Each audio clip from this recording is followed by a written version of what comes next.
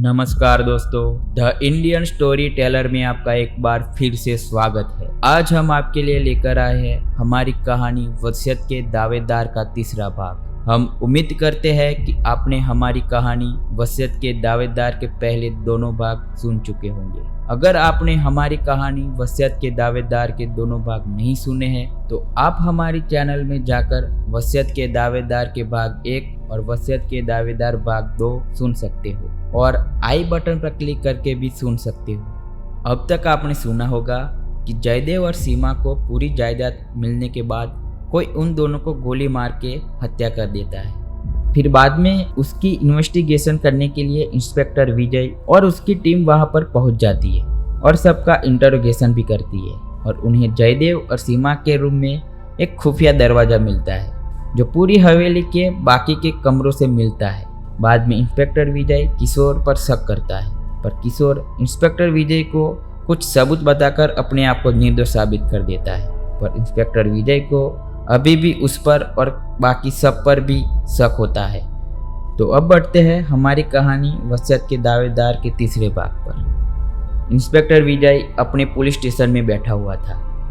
उसकी आंखों में नींद का नामो निशान नहीं था। वो अपनी कुर्सी पर बैठा हुआ कल की घटनाओं के बारे में सोच रहा था। उसे किशोर पर अभी भी शक था। वो काफी देर तक सोचता रहा, फिर वो अचानक उठ गया। बाद में कुछ पलों में उसकी जीप बलरामपुर की सड़क पर दौड़ रही थी। 20 मिनट के बाद वो एक बंगले के आगे रुका। बंगले के फाटक के पास नेम प्लेट थी जिस पर लिखा हुआ था advocate Dinanath Shukla MA LLB। वो भीतर दाखिल हुआ। फिर उसने घर की डोरबेल बजाई। तभी घर के नौकर ने दरवाजा खोला। हेलो, मेरा नाम इंस्पेक्टर विजय है और मैं मिस्टर दीनानाथ से मिलना चाहता हूँ। नौकर ने उसे अंदर बुलाया। फिर वे दोनों ड्राइंग रूम में पहुंचे। आप बैठिए, मैं साहब को बुला कर लाता हूँ। नौकर अंदर चला गया। कुछ देर बाद दीनानाथ आ गया। क्या बात है इंस्पेक्टर, आज सुबह सुबह? मैं आपसे राजा साहब के बारे में जानना चाहता हूँ। राजा साहब के बारे में? आप क्या जानना चाहते हो? मुझे राजा साहब की प्रॉपर्टी के बारे में सब कुछ जानना है। उनकी प्रॉपर्टी के बारे में आप क्यों जानना चाहते हैं? और क्या आपको ये हक है? पहले नहीं था लेकिन अब है। क्या मतलब? कल रात जयदेव और सीमा को किसी ने गोली मारकर उन दोनों की हत्या कर दी। क्या? दीनानाथ की आंखें आश्चर्य और अविश्वास से फट गई। किसने मारा उन्हें? यही तो पता लगाने आपके पास आया हूँ। मैं इसमें तुम्हारी क्या मदद कर सकता हूँ? आप कितने सालों से उनके लॉयर हैं? करीब पिछले 20 सालों से। तब तो आप राजा साहब और उनके रिश्तेदारों को अच्छी तरह से जानते होंगे। हाँ, तो आपको क्या लगता है किसने मारा होगा उन्हें? तुम्हारी इन्वेस्टिगेशन कहाँ तक पहुंची? तुम किस नतीजे पर पहुंचे हो? अभी तक मैं किसी नतीजे पर नहीं पहुंचा हूँ, लेकिन मुझे किशोर पर शक है। किशोर ऐसा कर सकता है, दीनानाथ ने कहा। आपको ऐसा क्यों लगता है? क्योंकि किशोर एक नीच, नालायक और रंगीन मिजाज का इंसान है। कैसे? आपको शायद मालूम नहीं होगा, उसके पास भी अच्छी खासी दौलत थी, लेकिन उसकी करतूतों की वजह से वो कंगाल हो गया। मुझे मालूम है, वो भी बाकी रिश्तेदारों की तरह पैसे वाला था, लेकिन शायद आपको ये नहीं मालूम होगा कि उसने एक गुनाह किया था। ये सब सुनकर विजय चौंक गया। मैं बात बताना नहीं चाहता था, लेकिन आपको भी उस पर शक है, इसलिए बताता हूँ। दीनानाथ ने लंबी सांस ली और थोड़ी देर बाद वो बोला, वो खूनी है। उसने खून किया था। किसका खून किया था? तारा का। पूरी बात बताइए। किशोर के माता पिता यानी राजा साहब के बहन और बहनों एक एक्सीडेंट में गुजर गए। उसे लगा उसे जैसे आज़ादी मिल गई। पहले वो गलत काम छुपकर करता था, अब वो खुलेआम करने लगा। शराब के नशे में उसने तारा नाम की लड़की का रेप करने की कोशिश की। तारा की माँ चंदा अपनी बेटी को बचाने का प्रयास कर रही थी। किशोर को धक्का लगा और उसका सर दीवार से जाकर टकराया। फिर गुस्से में उसने गन निकाली और तारा पर गोली चला दी। तारा को गोली लगी और वो वही ढेर हो गई। फिर चंदा अपनी जान बचाकर वहां से भाग गई। उसने उसी रात पुलिस स्टेशन जाकर किशोर के खिलाफ रिपोर्ट लिखवाई। फिर किशोर को कस्टडी में लिया गया था। फिर दूसरे दिन राजा साहब वहां पहुंचे थे। उन्होंने किशोर को खूब खरी खोटी सुनाई। फिर वो चंदा से मिले, लेकिन चंदा बहुत चालाक निकली। उसने अपना केस वापस लेने के बदले किशोर की सारी जायदाद मांगी। राजा साहब ने यह बात किशोर को बताई। मरता क्या ना करता, उसने चंदा की सारी शर्त मान ली। राजा साहब ने उस पुलिस स्टेशन के ऑफिसर को भी तगड़ी रकम दी। बाद में राजा साहब किशोर को लेकर यहाँ आ गए। तभी से वो यहाँ राजा साहब के पास ही रहता है। एडवोकेट दीनानाथ ने अपनी बात पूरी की। वो उठकर अंदर चले गए। थोड़ी देर बाद जब वो वापस आए तो उनके हाथों में वसीयत के पेपर थे। इंस्पेक्टर विजय ने गौर से देखने के बाद दीनानाथ को कागजात वापस करते हुए उनसे जाने की इजाजत ली। इंस्पेक्टर विजय फिर राजा साहब के बंगले में गया। बंगले में दाखिल होते ही विजय को ऐसा महसूस हुआ जैसे कुछ हुआ है। भवानी सिंह के रूम में जाते ही उसे इस बात का पता चला। भवानी सिंह को ग्लूकोज की बोतल लगाई गई थी। डॉक्टर उसे इंजेक्शन लगा रहा था। माया उसकी नब्ज देख रही थी। सभी गेस्ट और दोनों नौकर चुपचाप खड़े थे। राजा साहब को क्या हुआ है? आइए सर, बाहर चलकर बात करते हैं। डॉक्टर विजय को बाहर ले गया। सब लोग दोनों के पीछे हॉल की ओर बढ़े। मैं डॉक्टर विनोद हूँ और पिछले 10 सालों से उनका फैमिली डॉक्टर हूँ। लेकिन उनको क्या हुआ है? अधिक शराब की वजह से उनका लीवर खराब हो चुका है और उनके फेफड़े भी बुरी तरह से फेल हो चुके हैं। बस अब वो कुछ ही दिनों के मेहमान हैं। ऐसी हालत में मामूली बात भी उनके लिए घातक साबित हो सकती है। अगर मैंने उनको वक्त रहते नहीं संभाला होता तो मिस्टर किशोर ने तो उनको मार ही दिया होता। मैंने कुछ नहीं किया, किशोर लड़खड़ाती आवाज में बोला। तो डॉक्टर ऐसा क्यों कह रहे हैं? मिस्टर किशोर, राजा साहब के उठते ही आपने जयदेव और सीमा के खून की खबर नहीं दी थी, तो क्या हुआ? मैंने नहीं बताया होता तो कोई और बता देता। उसी वक्त नरबेराम चाय के साथ अंदर आता है। मेरी चाय राजा साहब के रूम में भेज देना, डॉक्टर विनोद ने कहा और वहां से चला गया। रात को तुम दोनों कहाँ थे? इंस्पेक्टर विजय ने दोनों नौकर से पूछा। फिर नरबेराम ने कहा, मैं तो अपने क्वार्टर में था। फिर भीमसेन ने भी कहा कि मैं भी अपने क्वार्टर में था। आपने कुछ भी नहीं सुना था? मेरा मतलब है कि गोलियों की आवाज़, चीखे, कोई हलचल आपने नहीं सुनी? नहीं साहब, दोनों एक साथ बोल पड़े। आपके क्वार्टर्स कहाँ पर है? पीछे, कंपाउंड वॉल के पास, भीमसिंह ने कहा। विजय दोनों को लेकर पीछे की ओर क्वार्टर के पास पहुंचा। बंद रूम में हुई गोलीबारी और चीखों की आवाज़ यहाँ तक नहीं पहुँच सकती थी। विजय वापस हॉल में दाखिल हुआ। उसे भवानी सिंह यानी राजा साहब के होश में आने का इंतजार था। ठीक 2 घंटे बाद माया ने हॉल में कदम रखा। राजा साहब आपको बुला रहे हैं। विनोद, तुम बाहर बैठो, मुझे इंस्पेक्टर साहब से बात करनी है। ठीक है, लेकिन आप जितना हो सके उतना कम बोलेंगे। माया को अपने साथ लेकर विनोद वहां से चला गया। इंस्पेक्टर, मुझे सब पता चल चुका है। किशोर पर आपका शक बेबुनियाद है। हाँ, वो कल काफ़ी उत्तेजित हो गया था। वो मेरे फैसले से नाराज था, लेकिन उसने आज तक मुझे शिकायत का मौका नहीं दिया है। पिछले 6 महीनों से वो मेरे साथ है और वो आपके साथ क्यों है ये आप अच्छी तरह से जानते हैं। इंस्पेक्टर, तुम कहना क्या चाहते हो? भवानी सिंह थोड़ा गुस्से में बोला। तो क्या आप इस बात से इनकार करते हैं कि 6 महीने पहले उसने तारा नाम की लड़की का कत्ल किया था? तुम्हें किसने बताया? आपने मेरे सवाल का जवाब नहीं दिया राजा साहब। जरूर दीनानाथ के बच्चे ने ये बात आपको बताई होगी। उस नालायक को। फिर उसने आगे कुछ नहीं बोला। थोड़ी देर चुप रहने के बाद राजा साहब ने कहा, किशोर ने किसी का खून नहीं किया था। पुलिस ने शक के कारण उसे पकड़ा था। बाद में उन्होंने उसे छोड़ दिया था और पुलिस की इस मेहरबानी की वजह किशोर की जायदाद जो कि चंदा को मिल गई थी और तकड़ी रकम जो आपने पुलिस को दी थी। भवानी सिंह गुस्से में बोला, इंस्पेक्टर, तुम यहाँ जयदेव और सीमा के खून की तहकीकात करने आए हो या गड़े हुए मुर्दे उखाड़ने? कई बार गड़े हुए मुर्दों से भी सबूत मिलता है राजा साहब। इंस्पेक्टर विजय खड़े होकर बोला, फिलहाल मैं चलता हूँ। अमृतपाल। फिर उन्हें सब इंस्पेक्टर अमृतपाल को आवाज दी। जी सर। विजय ने अब तक की सारी जानकारी बता दी और आगे बोला, किशोर के ऊपर कड़ी नजर रखो। तुम खुद भेष बदल कर वहां जाओ। आधे घंटे के बाद वो मूंगफली बेचने वाले के भेष में भवानी सिंह के बंगले के सामने बैठा हुआ था। शाम के 7 बज चुके थे। फाटक पर खड़ा जंग बहादुर बीड़ी पी रहा था। अचानक उसने बीड़ी एक तरफ फेंक दी और फाटक खोलने लगा। अमृतपाल अलर्ट हो गया। कुछ देर बाद शीला बाहर आई। शीला उसके पास से गुजरी और आगे बढ़ गई। अमृतपाल उसके पीछे पीछे चलने लगा। कुछ देर चलने के बाद उसने एक खाली टैक्सी रुकवाई और उसमें बैठ गई। अमृतपाल देखता रह गया। उसे सूझ नहीं रहा था कि क्या किया जाए। उसने इधर उधर नजर दौड़ाई पर उसे कोई टैक्सी नहीं मिली। लेकिन उसने एक काम जरूर किया था। उसने टैक्सी का नंबर अच्छी तरह नोट कर लिया था। वो वापस बंगले के पास आकर बैठ गया। 1.5 घंटे के बाद शीला चलकर वापस आई। उसने शायद आगे कहीं टैक्सी छोड़ दी थी। 9 बजे जंग बहादुर की ड्यूटी पूरी हुई। उसने गेट अंदर से बंद किया और अपने क्वार्टर की ओर चला गया। अमृतपाल भी वहां से चला गया। रात को गजानन अपने रूम में सोया हुआ गहरी सोच में डूबा हुआ था। अचानक उसने कोई आवाज सुनी। वो उठकर खड़ा हो गया। बाहर किसी के चलने की आहट ने उसे चौकन्ना कर दिया था। उसने धीरे से अपने रूम का दरवाजा खोला। उसे एक इंसानी साया लॉन की ओर जाते हुए दिखाई दिया। उसकी रहस्यमय हिलचाल से गजानन अलर्ट हो गया था। वो दबे पांव आगे बढ़ा। वह किशोर था। वह लॉन की मिट्टी खोद रहा था। गजानन का दिल जोर जोर से धड़क रहा था। किशोर ने कोई चीज वहां दबाकर फिर उस पर मिट्टी डाल दी। वह चीज गजानन ने देख ली थी। वो ऊपर से नीचे तक हिल गया था। वो अपने रूम की ओर आगे बढ़ा और सो गया। अगली सुबह विजय की पुलिस जीप भवानी सिंह के बंगले के आगे जाकर रुकी। वह बंगले में दाखिल होकर हॉल में पहुंचा। हॉल में बाकी लोगों के साथ डॉक्टर विनोद भी मौजूद था। इंस्पेक्टर विजय ने शीला की ओर देखकर कहा, मैडम, कल शाम 7-8 बजे के करीब आप कहाँ थी? कौन, मैं? हाँ आप। मैं कहाँ थी ये तो आप हमें बताइएगा। मैं तो यहीं पर थी। आप कहीं बाहर नहीं गई थी? हाँ गई थी, मुझे यहाँ बेचैनी हो रही थी इसलिए मैं बाहर गई थी। आप जरा ये बताने का कष्ट करेंगे कि आप कहाँ गई थी?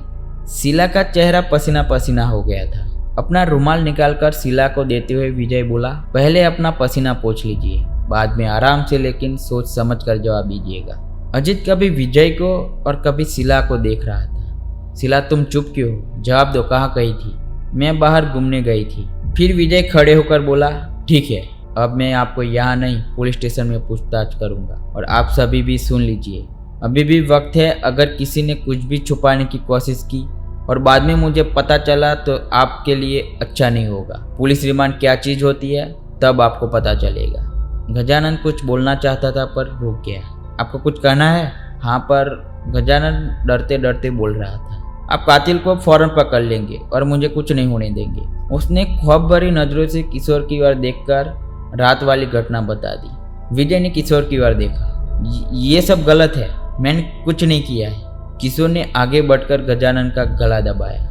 विजय ने फौरन किशोर के बाल खींचकर उसे पीछे लिया और गजानन को वो जगह बताने को कहा। गजानन उनको लॉन की ओर ले गया। सबकी नजरें गड्ढे की ओर केंद्रित हो गई थी। गड्ढे में एक रिवॉल्वर पड़ी थी। विजय ने रिवॉल्वर को अपने कब्जे में लिया और किशोर से कहा, अब भी आपको कुछ कहना है?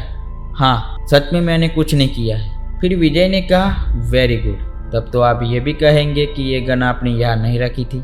ये रिवॉल्वर मैंने ही यहाँ छुपाई थी। मुझे फंसाने के लिए किसी ने ये रिवॉल्वर मेरे रूम में रख दी थी। अच्छा, किसने रखी थी? जी, प्रताप ने। ये सुनकर प्रताप ने आगे बढ़कर किशोर को एक थप्पड़ मार दिया। वो फिर से हाथ उठाता, इससे पहले विजय ने उसका हाथ पकड़ लिया। इंस्पेक्टर साहब, इस नालायक ने ही मेरे रूम में गन रखी थी। ये झूठ बोल रहा है इंस्पेक्टर साहब, प्रताप बोला। विजय को किशोर पर पहले से ही शक था। अब गन मिलने पर उसके पास किशोर को कस्टडी में लेने में कोई आपत्ति नहीं थी। उसने किशोर को पकड़कर जीप में डाला। किशोर को लॉकअप में डालकर वो अपनी कुर्सी पर बैठा ही था कि अमृतपाल ने वहां कदम रखा। वो बोला, सर, राजा साहब के बंगले पर गया तो पता चला कि आप किशोर को यहाँ ले आए हैं। हाँ सर, मुझे वो ड्राइवर मिल गया जिसकी टैक्सी में बैठकर शीला कल बाहर गई थी। वो शीला को कहाँ लेकर गया था? उसने शीला को शंकर के घर के आगे उतारा था। क्या? हाँ, और उसने शीला को शंकर के घर में जाते हुए भी देखा था। शंकर बलरामपुर का हिस्ट्री शीटर था। बलरामपुर के सभी पुलिस स्टेशन में उसका रिकॉर्ड था। शंकर जैसे बदमाश से शीला का संबंध होगा? विजय की समझ में कुछ नहीं आ रहा था। मैं उसके घर गया था पर वो वहाँ नहीं था। कल शाम को वो घर आया था? हाँ, और कोई जानकारी मिली? शीला और शंकर पहले से एक दूसरे को जानते हैं। शीला जब भी बलरामपुर आती है शंकर से मिलती है। उन दोनों का कोई अफेयर है? ये तो पक्का नहीं मालूम, लेकिन हो भी सकता है। तुम अपने आदमियों को उसके घर के पास निगरानी रखने और उसके आते ही पकड़कर यहाँ लाने की सूचना दे दो। Okay sir. मिस्टर किशोर, अभी भी वक्त है, अपना गुनाह कबूल कीजिए। जब मैंने कुछ किया ही नहीं तो क्या कबूल करूँ? मैं बेगुनाह हूँ। मेरे खिलाफ साजिश की जा रही है। आप झूठ बोल रहे हैं। अगर आप राजा साहब के रिश्तेदार नहीं होते तो मैं आपसे अब तक कबूल करवा चुका होता। आप मुझे सख्ती करने पर मजबूर ना करें। जब आप ये मान चुके हैं कि दोनों खुद मैंने किए है तो मैं क्या कर सकता हूँ? विजय ने अपने 2 कांस्टेबल को इशारा किया। लॉकअप रूम में किशोर की चीखें गूंजने लगी। विजय परेशान था। कड़ी पूछताछ और काफी टॉर्चर के बावजूद किशोर सच नहीं बोल रहा था। उसने फिर से कोशिश करी, तो आपने तारा का खून भी नहीं किया होगा? ये सुनकर किशोर चौंक गया। उसने हैरत भरी नजरों से विजय को देखा। आपको किसने बताया? उसके गले से आवाज नहीं निकल रही थी। उसके शरीर में जैसे जान ही नहीं थी। विजय का चेहरा गुस्से से लाल हो गया। फिर से किशोर की चीखें रूम में गूंजने लगी। आखिर में वो बेहोश हो गया। उसी शाम विजय राजा साहब के बंगले पर पहुंचा।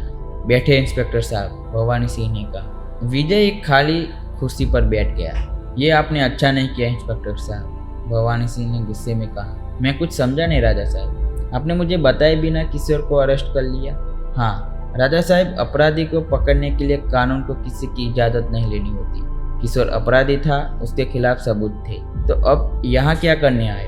डॉक्टर विनोद ने भवानी सिंह का हाथ पकड़ लिया। प्लीज़ राजा साहब, इस तरह उत्तेजित होना आपके लिए सही नहीं है। Control yourself. तो फिर इसे यहाँ से जाने को कहो। भवानी सिंह जोर से चिल्लाया। आज तक किसी ने मुझसे ऊंची आवाज़ में बात नहीं की और ये मामूली इंस्पेक्टर क्या बक रहा है? राजा साहब, आपकी इज्जत और प्रतिष्ठा को ध्यान में रखते हुए मैं बार बार यहाँ आता रहता हूँ, लेकिन अब पुलिस यहाँ आकर एक एक करके सबको ले जाएगी, तब आपको पता चलेगा। नाराजगी और गुस्से से विजय बोला, अब सारी बातें पुलिस स्टेशन में होगी। क्या हुआ इंस्पेक्टर साहब, आप क्यों इतने नाराज हैं? दीनानाथ ने अंदर आते ही कहा। मिस्टर दीनानाथ, आपके राजा साहब का अब तक पुलिस से पाला नहीं पड़ा है। जल्द ही इनको कानून की ताकत का पता चल जाएगा। आप भी तैयार रहना, आगे आपकी ज़रूरत इनको पड़ेगी। दीनानाथ साहब, इन्होंने मेरा नहीं कानून का अपमान किया है। ओके। दीनानाथ ने विजय को शांत करने की कोशिश की। राजा साहब, आपने यह सही नहीं किया, चलिए उनसे माफ़ी मांगिए। विजय को समझाकर दीनानाथ ने बड़ी मुश्किल से परिस्थिति को संभाला। सबने चैन की सांस ली। राजा साहब, आपके कहने के अनुसार मैंने जयदेव और सीमा के बाद आपको मिलने वाली वसीयत को सब में बराबर, यानी शीला, अजीत, प्रताप, सुलोचना, गजानन और किशोर को मिले ऐसे डॉक्यूमेंट तैयार कर लिया है। अब आप इस पेपर्स पर साइन कर दीजिए। दीनानाथ ने पेपर्स और पेन भवानी सिंह को दिए। राजा साहब, जयदेव और सीमा को मिलने वाली प्रॉपर्टी भी इसमें शामिल है? विजय ने पूछा। नहीं, वो वसीयत अब मेरे भतीजे प्रताप को मिले ऐसे पेपर्स भी दीनानाथ को बनाने के लिए कल ही मैंने कह दिया था। अचानक भवानी सिंह ने सबको चौंका दिया। कोई कुछ नहीं बोला। विजय वापस पुलिस स्टेशन आ गया। उसने अपने असिस्टेंट अमृतपाल को आवाज़ दी। Yes sir. शंकर का कुछ पता चला? नहीं सर, अमृतपाल ने कहा अभी तक ऐसा कोई मैसेज वहाँ से नहीं आया है। विजय ने वसीयत के बारे में अमृतपाल को बताया। ये तो होना ही था। अब उनका नया वारिस कौन है? प्रताप, उनका भतीजा। वैसे हमने जयदेव और सीमा के कत्ल के आरोप में किशोर को पकड़ लिया है, फिर भी हमें अलर्ट रहना होगा। सारे सबूत किशोर के खिलाफ है और वो अभी लॉकअप में बंद है। क्या बात है सर? अमृतपाल की समझ में कुछ नहीं आ रहा था। हो सकता है जयदेव और सीमा का खून प्रताप ने किया हो। तो अब हमें क्या करना चाहिए सर? हम आज की रात राजा साहब के बंगले में रहेंगे। फिर वे दोनों वहाँ से राजा साहब के बंगले में रुकने के लिए चले जाते हैं। रात के 10 बजे थे। प्रताप और सुलोचना अपने कमरे में थे। दोनों चुप थे। दोनों के चेहरे पर खुशी का नामो निशान नहीं था। प्रताप का चेहरा अज्ञात भय और सुलोचना के चेहरे पर परेशानी और उलझन के भाव थे। अब चाचा जी को कह दो कि हमें कुछ नहीं चाहिए। पागल हो गई हो क्या? मामला करोड़ों का है। दोनों नजरें गड़ाए कबाट की ओर देख रहे थे। उनको लग रहा था जैसे अभी कबाट का दरवाजा खुलेगा और हत्यारा अंदर आ जाएगा। मौत के खौफ से दोनों की हालत खराब थी। जयदेव और सीमा को तो मालूम ही नहीं था, लेकिन हमें तो पता है कि हमारे साथ कोई हादसा हो सकता है। हम चाहे तो अपने आप को बचा सकते हैं। कैसे? इस कबाट के रास्ते से खूनी आया था और जयदेव और सीमा को मारकर इसी रास्ते से गायब हो गया था। तो अगर हम किसी तरह कबाट को खोलने का मौका ही ना दे तो, और बाहर का दरवाज़ा अंदर से बंद कर दे तो, यानी बाहर जाने का मुख्य दरवाज़ा ही बंद कर दे तो कोई भी अंदर नहीं आ सकता। जैसा तुम्हें ठीक लगे। मुझे तो बहुत डर लग रहा है, सुलोचना ने कहा।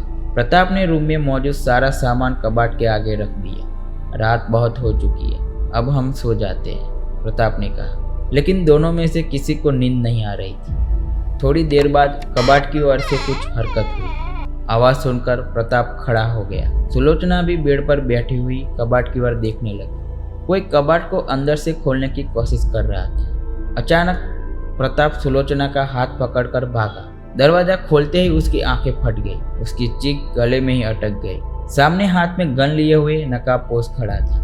गन की नाल ठीक प्रताप के सर के बीचों बीच स्थिर थी। प्रताप और सुलोचना ने बचने के लिए जिस रास्ते को सुरक्षित माना था, उसी रास्ते पर नकाबपोश मौत के रूप में उनके सामने खड़ा था। प्रताप ने पीछे हटकर दरवाजा बंद करने की कोशिश की, लेकिन ट्रिगर दब चुका था। गोलियों की गूंज और दोनों की चीखें पूरे बंगले में फैल गई थी। बंगले की लॉन में छुपा हुआ इंस्पेक्टर विजय चौंक कर भागा। पास में बैठा हुआ सब इंस्पेक्टर अमृतपाल भी पीछे की ओर भागा। पीछे की ओर अमृतपाल को एक इंसानी साया दिखाई दिया। उसने अपनी सर्विस रिवॉल्वर निकाली और जोर से चेतावनी के सुर में आवाज लगाई।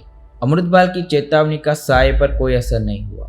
वो कंपाउंड वॉल के पास पहुंचकर दीवार के उस पार कूद चुका था। अमृतपाल के चेहरे पर निराशा थी, लेकिन कूदने से पहले कुछ पल के लिए उसने साये ने अपनी गर्दन पीछे की ओर की थी। चांद की रोशनी में उसका चेहरा अमृतपाल ने देख लिया था। वो शंकर था। ठीक उसी वक्त एक के बाद एक गोलियों की आवाज सुनकर वो वापस भागा। भीतर विजय की रिवॉल्वर अजित पर तनी हुई थी। अजित की पीठ विजय की ओर थी। उसके हाथ में भी एक रिवॉल्वर थी। अमृतपाल ने आगे बढ़कर अपने रुमाल से गन पकड़ ली। अजित ने चुपचाप रिवॉल्वर अमृतपाल को दे दी। तभी गजानन और शीला वहां आ गई। अमृतपाल, सारे खून इसने किए हैं? अजित शांत था। इंस्पेक्टर साहब, मैंने तो खूनी पर निशाना लगाया था, लेकिन मेरा निशाना चूक गया था। फिर भी मैं उसे पकड़ सकता था अगर आपने मुझे रोकने के लिए नहीं कहा होता। मिस्टर अजित, कम से कम कहानी तो ठीक बनाते। यह कहानी नहीं, हकीकत है इंस्पेक्टर। ठीक है, इस गन के बारे में आप क्या कहेंगे? अजित घबरा गया। उसने शीला की ओर देखा। शीला पर उसका कोई असर नहीं हुआ। तुम बताते क्यों नहीं हो शीला? मैं क्या बताऊं? यही कि ये रिवॉल्वर तुमने मुझे दी थी। मैंने नहीं दी थी, मेरे पास कोई रिवॉल्वर नहीं है। अजित को शीला के इस व्यवहार की शायद आशा नहीं थी। वो जोर से चिल्लाया, ये तुम क्या बक रही हो? मैं क्या बक रही हूँ? यहाँ मेरी जान जा रही है और तुम्हें मजाक सूझ रहा है? अजित की आंखों से अंगारे बरस रहे थे। अब मेरी समझ में आ रहा है। क्या? मुझे फंसाने के लिए यह गन तुमने मुझे दी थी, जबकि सारे खून तुम ही ने किए हैं।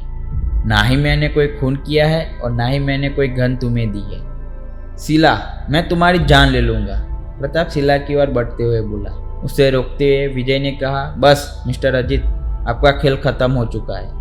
अब आपके किसी नाटक का मुझ पर कोई असर नहीं होने वाला है। आप रंगे हाथों पकड़े गए हैं। बस एक बार मेरी बात सुन लीजिए। बताइए, और क्या नई कहानी है आपके पास? शीला ने शाम को ये गन मुझे दी थी और कहा था हो सकता है जयदेव और सीमा को किसी और ने नहीं बल्कि किसी और ने मारा हो। ऐसे में वो प्रताप और सुलोचना को भी मारने की कोशिश कर सकता है। अगर हम खूनी को पकड़ सके तो भवानी मामा हमें भी अपनी जायदाद में से कुछ हिस्सा दे दे। मिस्टर अजित, आपने शीला जी को ये नहीं पूछा कि उसके पास गन कहाँ से आई? पूछा था। उसने बताया था कि वो जिस शहर से ताल्लुक़ रखती है वहाँ गन तो क्या टोप भी आसानी से मिल सकती है, और पुराने राजघराने की पहचान की वजह से उसके लिए ऐसी जगहों के बारे में अच्छी तरह मालूम है। इंस्पेक्टर साहब, आपने इसे कल शाम के बारे में पूछा था? हाँ इंस्पेक्टर साहब, शीला घूमने नहीं पर यह रिवॉल्वर लेने गई थी। ये बात शीला ने खुद मुझे बताई थी। मैं बाहर निकला और छुपकर प्रताप और सुलोचना के कमरे पर नजर रखे हुए था। तभी थोड़ी देर पहले मैंने सर से पांव तक काले कपड़े पहने हुए एक नकाबपोश को प्रताप के कमरे की ओर जाते हुए देखा। वो प्रताप के रूम के आगे रुका।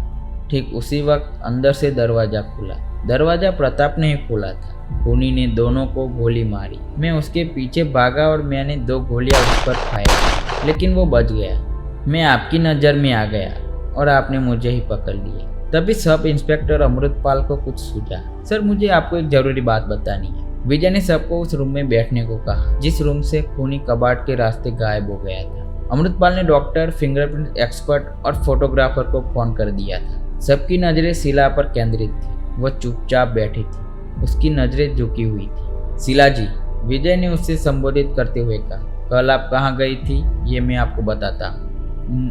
मैं? शंकर के साथ आपका क्या रिश्ता है? शीला की बात को बीच में ही काटकर विजय ने पूछा। शीला ने कोई जवाब नहीं दिया। मैं उस शंकर की बात कर रहा हूँ जो इस शहर का ऐसा गुंडा है जिसकी फाइल शहर के हर पुलिस स्टेशन में है, जिस पर कई केस चल रहे हैं, जिसको कल आप मिलने गई थी। वो टैक्सी और ड्राइवर हमें मिल गए हैं जिसमें बैठकर आप शंकर के पास गई थी। हाँ, मैं गई थी। मैं शंकर से मिली थी और आगे भी मिलती रहूंगी। ये मेरा पर्सनल मामला है। आप अपना काम कीजिए। मैं अपना ही काम कर रहा हूँ मैडम। अजित चुपचाप खड़ा सब कुछ सुन रहा था। उसकी समझ में कुछ भी नहीं आ रहा था। ये सब क्या हो रहा है इंस्पेक्टर साहब? आप किस शंकर की बात कर रहे हो? विजय ने अजित की बात का जवाब न देते हुए शीला से कहा, आपने अभी अभी शंकर से आपके रिश्ते की बात कबूली है। शंकर के साथ आपका क्या रिश्ता है ये तो उसके पास से ही हम पता लगा लेंगे। जल्द ही शंकर हमारे पुलिस लॉकअप में होगा। आप शायद अपने पति के साथ रहना नहीं चाहती। आपने शंकर के साथ मिलकर अपने पति मिस्टर अजित को फंसाया है। वास्तव में आपने प्रताप और सुलोचना का खून करवाया। जैसे ही शंकर ने सुलोचना और प्रताप पर गोलियां चलाई, आपकी प्लानिंग के अनुसार मिस्टर अजित उसके पीछे भागे। उसने गोलियां भी चलाई, लेकिन वो बच गया। इस रूम में आकर गुप्त रास्ते से भाग गया। इस रास्ते के बारे में भी आपने ही उनको बताया होगा। आप अपने रूम के कबाड़ के रास्ते प्रताप और सुलोचना के रूम के कबाड़ तक पहुंचे। शंकर मुख्य दरवाजे के पास आकर खड़ा हो गया। आपने दोनों को डराकर बाहर की ओर भागने के लिए मजबूर किया। बाहर खड़े शंकर ने दोनों को शूट कर दिया। ये सब सुनकर अचानक अमृतपाल को कुछ याद आता है। सर, मुझे आपको जरूरी बात करनी है। तो दोस्तों, यहाँ पर हमारी कहानी वसीयत के दावेदार का तीसरा भाग समाप्त होता है। ये कहानी अभी भी अधूरी है। अगले हफ्ते हम इस कहानी का अगला भाग लेकर जरूर आएंगे। हमें कमेंट में ज़रूर बताइएगा कि अब तक की कहानी आपको कैसी लगी है। हम उम्मीद करते हैं कि आपको कहानी अच्छी लग रही होगी। अगले हफ्ते हम हाजिर होंगे इस कहानी का अगला भाग लेकर। धन्यवाद।